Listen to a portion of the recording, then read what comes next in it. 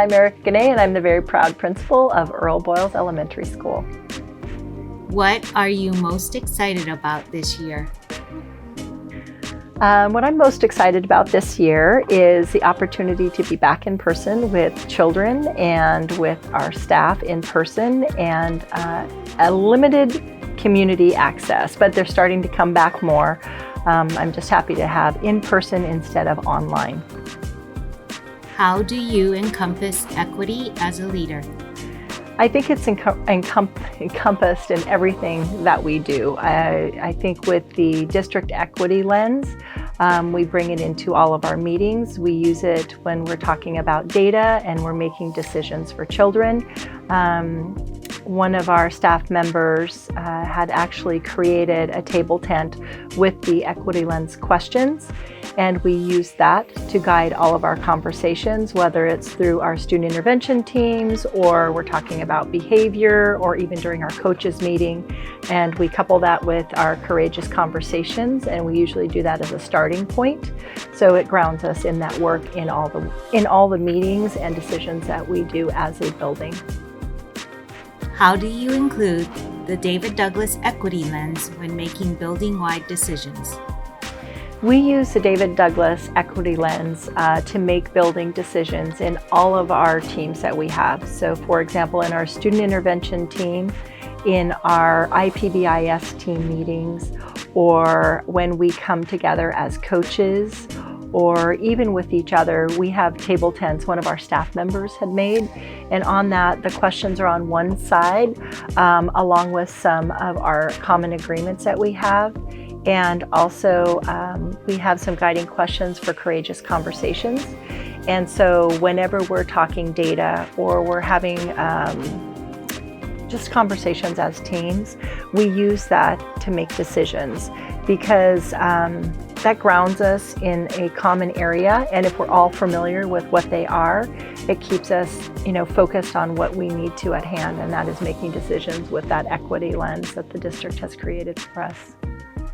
What does a racially affirming school environment look like? A school that is really grounded in equity. If you think about, I always equate things to food. So if you're thinking about having a meal, I think that there is a place set at the table for everyone, and that regardless of who walks in their door, they feel welcome to that table, to be able to express themselves or to provide input or to feel empowered to help make decisions for that community regardless. So I would say just making sure that there's a space and really creating that and being intentional around making sure that people understand that they truly are welcomed and that their input is valued and not just heard, but responded to in a way that is, they can see action being done. What is your equity stance?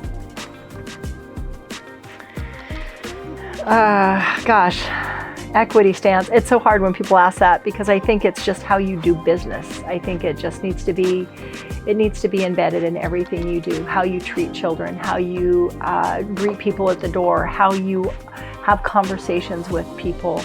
I think my equity stance is that it's just how you should do business, and it kind of goes back to how we treat people and how we create an environment so that there is space and time for all people to feel welcomed. It ties back to kind of that question around, creating a place at the table and a space to be heard. How will you use data to ensure equitable outcomes for students? So we use data a lot to make decisions. So we use data when we look through RTI. We use data when we do data team meetings, when we make decisions around behavior. And again, thinking in terms of how we use it specifically tied to equity. Our school improvement goals, one of them is around culturally responsive teaching practices. And embedded in that is equity. It's actually embedded in every one of our goals. So social, emotional, culturally responsive teaching and instructional practices. And so when we use data, we're looking at not just our data that is around behavior or around academics like we might in our data team meetings, but we're also using perception data through our Youth Truth. And then we also collect empathy interviews with our students. So we've started this year, actually during our student intervention team, incorporating student interviews so that we can have student voice as well. And that's just an example of how we use data to practice our equitable practices within making decisions for our school. What equity practices do you hope to see in every classroom? Student talk time we've been working on for quite a while, just really thinking in terms of some of the identified culturally responsive teaching practices. So student talk time, wait time. We have the practices, and this is a light touch really when we think about equity, knowing kids' names. I know that's important, but that should just be a given. So those are two things. So student talk time, wait time, and questioning and discussing strategies are our three culturally responsive teaching practices that we actually have look-fors. So when we go around and we do class walkthroughs, we're looking for those practices within our classrooms, within the instruction for teachers, and we're really clear on what those are as we go through the year and what we're looking for. So for example, we have one for math instruction that incorporates those culturally specific practices, but also what does an equitable classroom look like?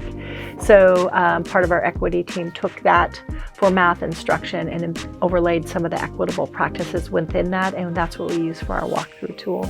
Not necessarily for evaluation, but more for coaching specifically.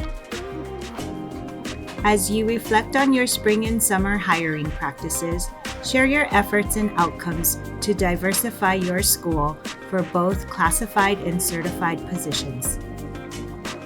So we've been working on this for about 10 years, diversifying our staff. And whenever we're looking at hiring practices, one of the things I do is I scan all the applications, and the first thing I look for is any assets. Are they bilingual? Are there multicultural experiences, traveling to other countries, living in other countries? Are they biracial?